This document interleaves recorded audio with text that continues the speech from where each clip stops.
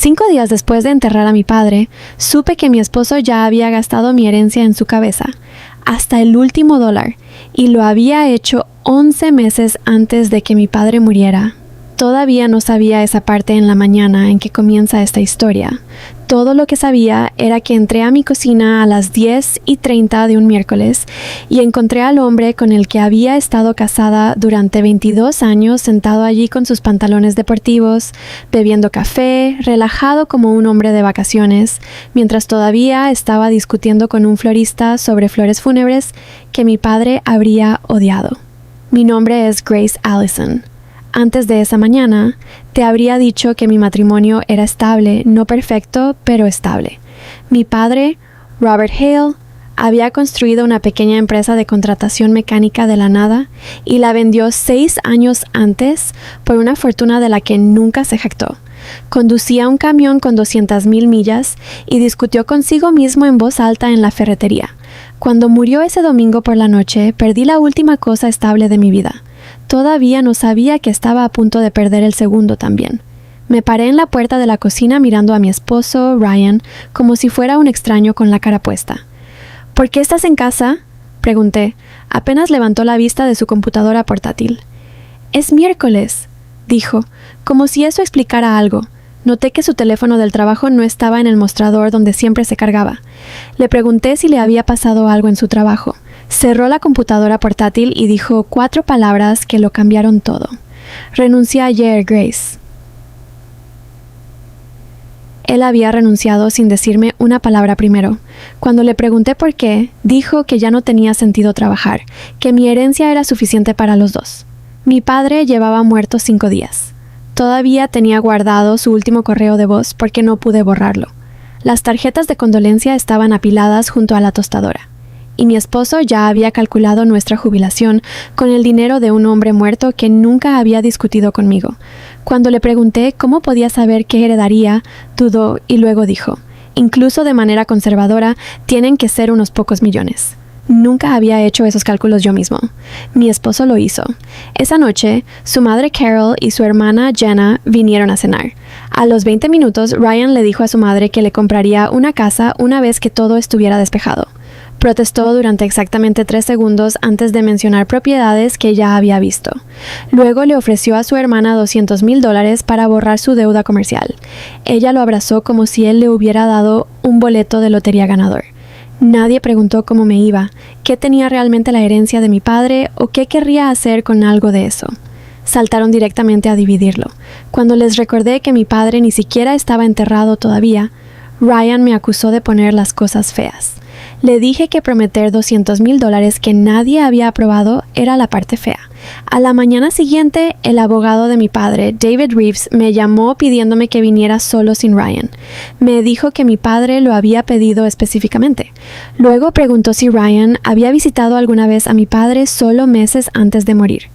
Tuvo más de una vez en persona y por teléfono y finalmente por correo electrónico. David deslizó una carta con la cuidadosa letra de mi padre. En él, Ryan le había dicho a mi padre, una vez que Grace herede, finalmente podré dejar de trabajar. Mi padre escribió su propia respuesta palabra por palabra. Grace hereda. Y Ryan se había reído de ello. Estamos casados, Robert. Ándale. Mi padre había documentado en silencio las intenciones de mi esposo durante casi 1 año y nunca me dijo una palabra mientras estaba vivo. David explicó la herencia. Cerca de $3,8 millones estaban en fideicomiso. Yo era el beneficiario legal, lo que significaba que el dinero ya era mío en papel. Pero durante los primeros 5 años, cualquier gran distribución requería la aprobación de un fideicomisario independiente antes de que pudiera pagarse realmente. Un regalo a un pariente, una gran inversión, cubrir la deuda de otra persona, todo eso necesitaba aprobación externa primero. Mi padre había construido una valla financiera alrededor del dinero que ya me pertenecía, no porque desconfiara de mí, sino porque le preocupaba lo que la presión podría hacerme mientras estaba afligida. Una línea de esa carta me abrió algo en el pecho. Dijo que no quería dejarme su opinión sobre mi esposo junto con su dinero. Cuando le conté a Ryan sobre el fideicomiso, su primera pregunta no fue sobre mi padre. Era lo pronto que pagaría. Esa noche me desperté sediento y lo escuché en la guarida diciéndole a su hermana en voz baja que no entrara en pánico de que existiera el dinero. Estaba atado por ahora. Luego dijo algo que me detuvo en seco en las escaleras. Grace vendrá por aquí. En lugar de enfrentarme a él, volví a subir las escaleras. Quería escuchar lo que dijo cuando pensó que no estaba escuchando. Durante los días siguientes, supe hasta dónde habían llegado sus planes. Un agente de bienes raíces nos envió un correo electrónico sobre una propiedad en el lago respaldada por un depósito de $5,500 de nuestra cuenta conjunta que nunca aprobé. Su madre me dijo que ya le había advertido a su arrendador que probablemente no renovaría su contrato de arrendamiento. Su hermana llamó preguntando cuándo se liquidaría el patrimonio, porque Ryan le había dicho que dejara de negociar un plan de pago de su deuda. Mi esposo no solo había hecho promesas, había convencido a la gente de reconstruir sus vidas en torno al dinero que nunca le correspondía dar. Le pregunté a David si esa primera conversación con mi padre fue la única. Dudó y luego dijo que no. De regreso en su oficina, esta vez no había pañuelos sobre la mesa, solo un documento impreso titulado El Plan de Inversión de la Familia Hale Bennett, escrito por el propio Ryan. Dentro había retornos proyectados, un presupuesto para una casa en el lago, ayuda para la vivienda de su madre, una línea de pedido literalmente llamada Resolución de Deudas de Empresas Hermanas, y números completos de jubilación construidos completamente alrededor de la muerte de mi padre. Mi nombre apareció 14 veces en esas páginas. La herencia esperada de Grace. Los activos proyectados de Grace. Ingresos de inversión de Grace. En ninguna parte de 6 páginas preguntó qué quería realmente. La fecha en la parte superior decía 11 meses antes de que muriera mi padre. No 5 días después. 11 meses antes. Sentada allí, finalmente entendí por qué mi padre había construido esa valla. Nunca había sido el dolor lo que impulsaba una decisión desesperada. Había sido un plan, construido en silencio mientras mi padre aún vivía, quejándose de los impuestos a la propiedad y llamándome todos los domingos para revisar mi automóvil. Le dije a David una cosa antes de Left. No quería que se moviera un solo dólar a ninguna cuenta conjunta y no estaba autorizando ninguna distribución, ni por una casa, ni por deudas, ni por una propiedad en el lago, nada. Cuando se lo conté a Ryan esa noche, su rostro cambió de una manera que nunca había visto en 22 años. Él no parecía enojado, parecía asustado. Ese fue el momento en que entendí algo más. Ni una sola vez había creído que realmente le diría que no. Las semanas que siguieron convirtieron nuestra casa en un campo de batalla silencioso. Todavía preguntamos sobre comestibles y paseos de perros, pero nada de eso importaba. Ryan se mudó a la habitación de invitados sin que ninguno de los dos dijéramos mucho al respecto. Canceló el depósito de la propiedad del lago, actualizó su currículum y comenzó a llamar a viejos contactos. Lentamente, noté que algo cambiaba. Lo escuché decirle a su hermana que el dinero nunca había sido suyo para prometerle. Lo escuché llamar a su madre y asumir toda la responsabilidad de la casa que nunca debería haberle ofrecido. Por primera vez no estaba culpando a la confianza, ni a mi padre, ni a mí. Esa honestidad hizo que lo que vino después fuera más difícil, no más fácil. Un domingo, lo senté a la mesa de nuestra cocina. La misma mesa donde una vez le había prometido una casa a su madre y una fortuna a su hermana. Y coloqué la carpeta de mi padre frente a él.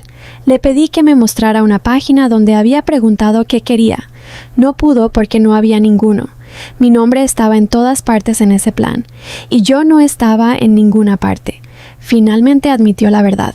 Ver a mi padre vender su empresa y jubilarse cuando aún era joven le había carcomido durante años, y una parte de él había querido sentir ese mismo poder, incluso con dinero que nunca fue suyo. No me sentí triunfante. Me sentí triste porque finalmente entendí que mi esposo no había pasado 11 meses conspirando para robarme. Había pasado 11 meses construyendo una fantasía en la que mi herencia arreglaba silenciosamente cada decepción en su propia vida. Y él nunca se había dado cuenta de que yo era una persona dentro de esa fantasía. No es un número en una hoja de cálculo. Le pedí que se mudara esa semana. No hubo gritos, solo 22 años doblando silenciosamente en cajas de cartón. Comenzamos la terapia, al principio por separado, luego juntos. En una sesión, nuestro consejero le preguntó directamente por qué había estado tan seguro de que eventualmente estaría de acuerdo con todo. Dijo que era porque siempre aparecía eventualmente. Lo miré y le respondí con la única palabra que importaba: no. Ryan encontró otro trabajo de ventas 7 semanas después, uno que pagaba menos. Cuando me lo dijo, le dije que estaba contento, y por primera vez estuvo de acuerdo en lugar de discutir. Su madre renovó su contrato de arrendamiento en sus propios términos. Su hermana aceptó un trabajo de tiempo completo y comenzó a pagar su deuda honestamente. Nadie en esa familia terminó indigente una vez que la fantasía colapsó. La catástrofe de la que todos me advirtieron se convirtió en la vida cotidiana, las mismas facturas y trabajos con los que todos los demás lidian. Finalizamos nuestro divorcio, no cruel, tampoco indoloro. Mientras tomaba un café después de la última firma, Ryan preguntó si las cosas habrían resultado diferentes si se hubiera quedado en su trabajo. Le dije que tal vez, pero el verdadero problema aún estaría ahí debajo de todo. Él creía que ser mi esposo le daba propiedad sobre cosas que nunca fueron suyas. El dinero de mi padre simplemente hizo que esa verdad fuera imposible de ignorar por más tiempo. Durante mucho tiempo, creí que el último regalo que me hizo mi padre fue de 3,8 millones. ¿Lo fue? No lo fue. Esa noche abrí el cajón de la basura de la cocina y vi la llave de repuesto de la casa todavía allí, perteneciente a nadie más que a nosotros, y me di cuenta de que ya no luchaba por ganar la aprobación de Margaret o demostrar que pertenecía. Ya tenía la casa, la hija quedándose dormida arriba debajo de su propio arce y la familia que había elegido. Y esta vez, nadie más pudo decidir qué sucedió dentro de su puerta principal. Si esta historia te conmovió, suscríbete a Revenge Tales para ver más historias como esta.